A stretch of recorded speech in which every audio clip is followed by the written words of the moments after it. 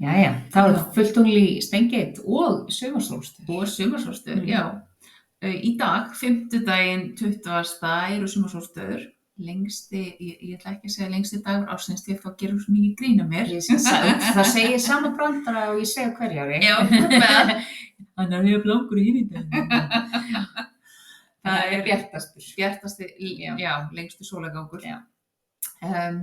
Og á norðurhveli, við skulum hafa það á hreinu. Það er víst verið að fagna vetrarsólstöðum hinum megin. Já.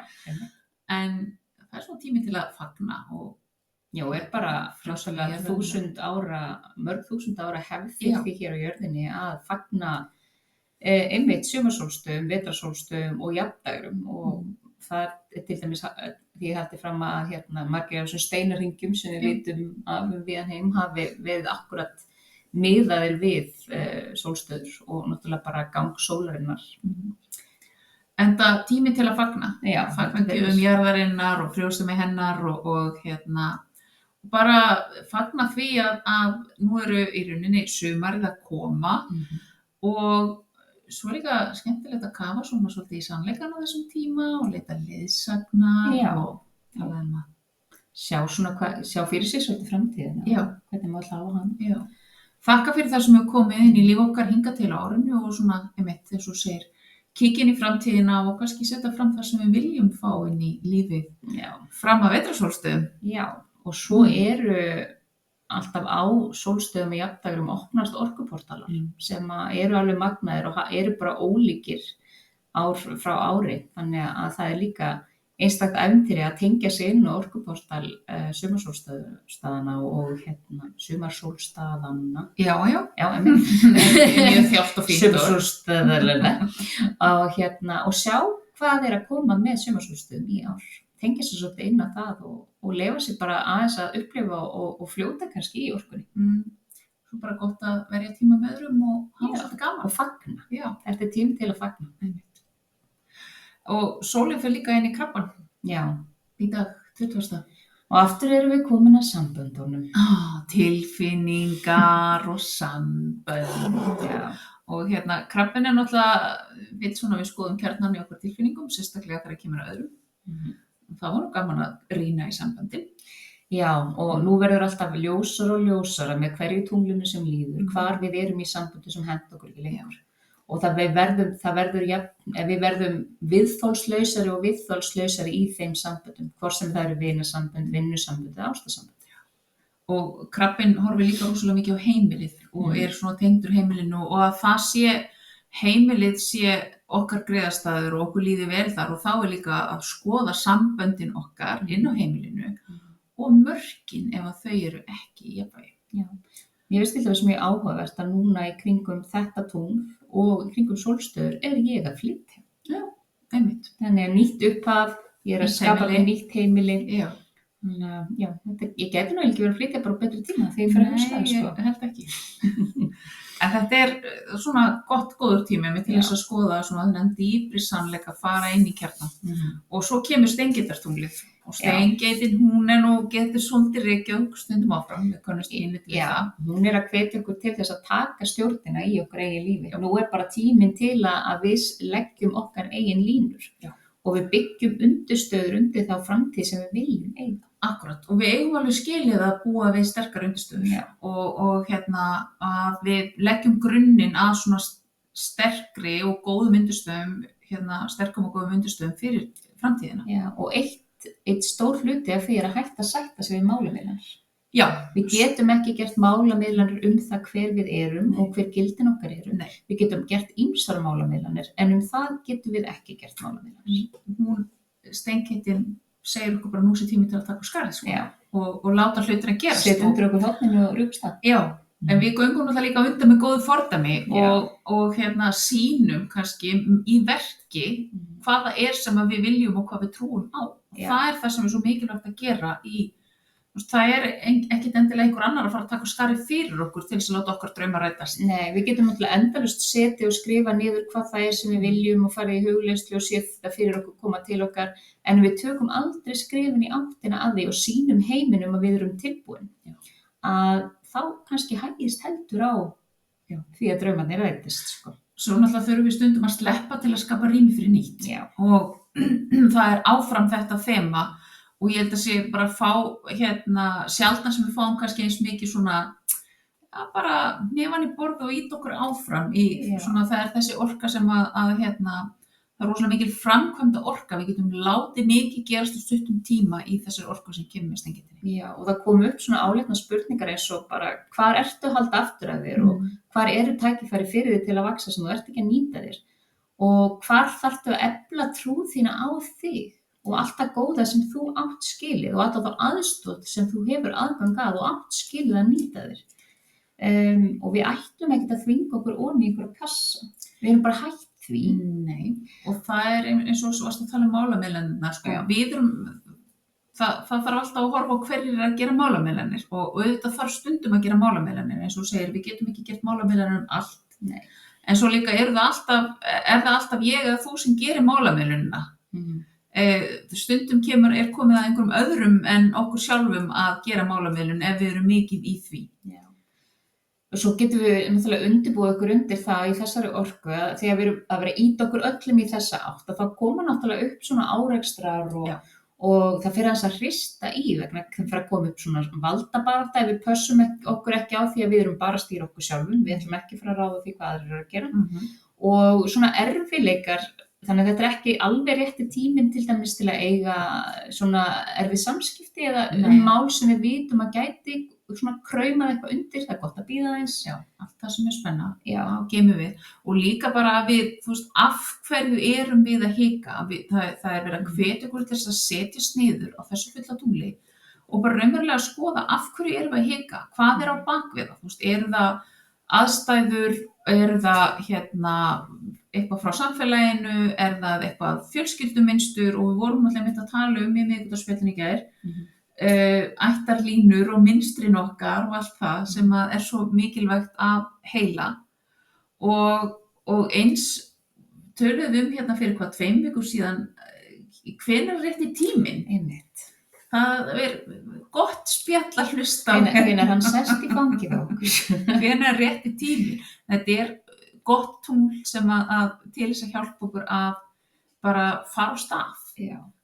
En þetta getur að sjálfsögðu eins og ég sagði svo Neptúnus, hann kemur hann inn og skapar svona ákveðna óreiðu og svona þoku yfir það sem að að gerast, þannig að við gætum alveg upplifa okkur svo dringluð og aftengt og fundist stundum kannski hlutirnir ekki alveg endurspegla, eða við getum verið að sjá hlutina öðruvísi en þeir raunverulega eru. Já. Þannig að við þurfum að passa aðeins hvar okkar óöryggi og hvar okkar svona ótti kemur inn og hvaða mynd hann varpar á það sem við erum að skoða.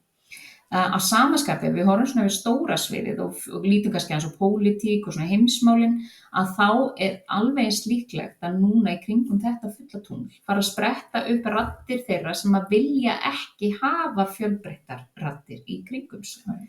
Fólk sem vill ritskoða sannleikann, fólk sem vill kæfa niður þá sem að þurfa að fá að tala og svona kæfa niður rödd fjölbreyttar hópa, þannig að rasismi, alls konar fordómar gætu blossað upp núna og þá þurfum við að vera meðvituð það einmitt okkar innri fordóma sem við eigum einmitt spjallum á, við erum bara að tengja saman fullt af hlutum og skoða eins bara hvar við erum stödd, hvað það var. Og þetta allt spurningum jafnvægi, sko.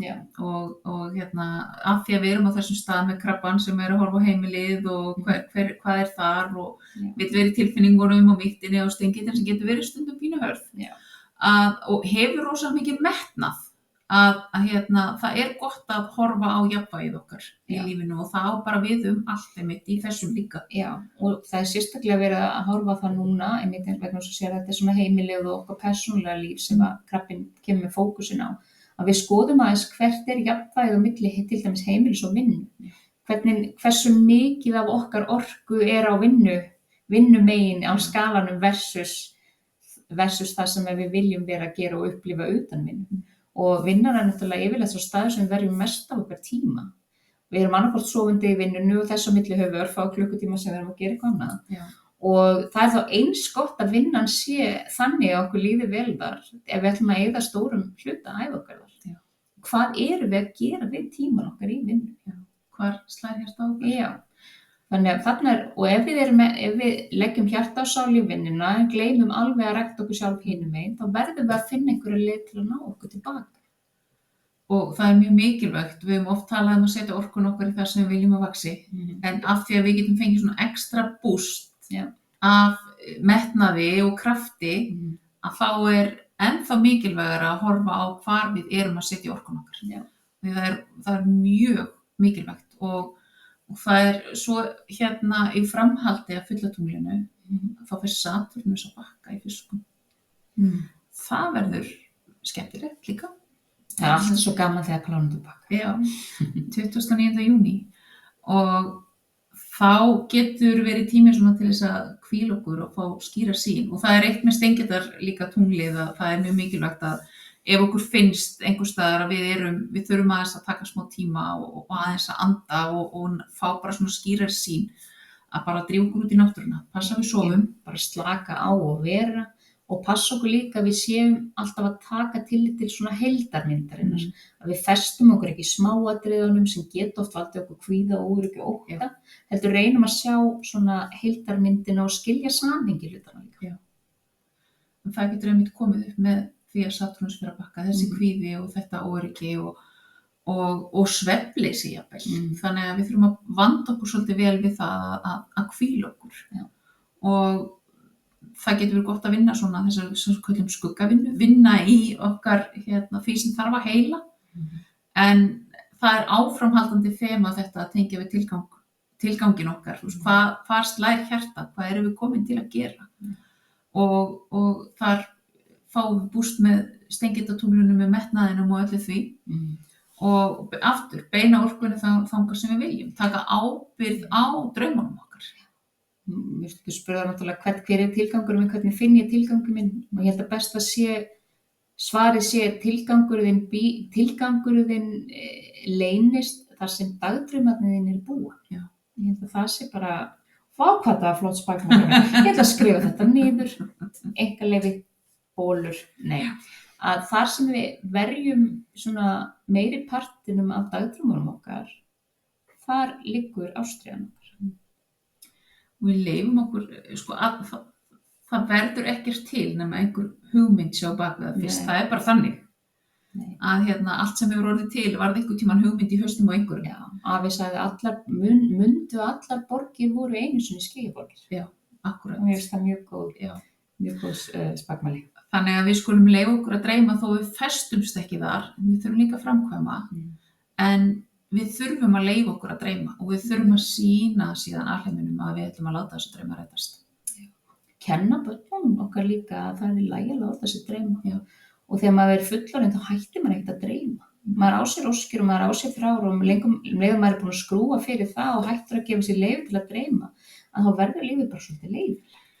Já, þá erum að gera bara... Missum að pínu vonina bara. Já. Það svona, þegar ekkert að hlakka til. Það bara nauðsynlegt að hafa fullt af hlutum að hlakka til, eiga sér fullt af draumum, því að ef við höfum látið alla okkar drauma rætast, þá þetta bara eins og við stundum talað tími til að tekka út, Já, en ég held að sé líka gott að gera sér grein fyrir að við höfum ákveðna drauma á ákveðnu tímabili ævinnar og ef þeir hafa allir ræst, þá komið tími til að finna nýja drauma. Já. Ég hef alveg skoða hvar þeir eru. Upplifa svona smá krísu að því ég glemdi þessu á einum stað. Já. En við minnum á að fyrsta lagi sólstöðunar, njóta, vinna með fullatunglinu. Og vekjum athygli á að það opið hús í Orkusteinum á sólstöðunum á morgun frá... Í dag. Ég meina það í dag. Já. Ég var svolítið rugluð í dag. Já. Í dag frá klukkan 3 til 5:30. Það tökum við fagnandi á móti okkur með nýja spilasendingu og margt spennandi. Já. Og svo verðum við náttúrulega með miðvikudagsspjalli í næstu viku. Já. Við minnum á þín persónulega umbreyting. Snemskráningafrestur til 20. júlí og svo umsóknarfrestur til 15. ágúst. Þannig að það náðu tími en það er hægt að panta viðtal eða símtal eða bara hafa samband. Ef að þið eru að velta ykkur fyrir ykkur, endilega ekki hika við það. Getur bæði heyrt í okkur og fengið að heyra í fólki sem hefur farið í gegnum námið því að það er nú oft besti mælikvarðin á hvernig það er. Og svo náttúrulega mikið upplýsingum á heimasíðun okkar og kynningarfundur og annað og að gera kynna sér málið Já. og finna hvað hjarta kallar á, því að ef það er eitthvað sem styður við að umbreyta sér í lífi, að þá er þetta nám. Já, það hefur við séð.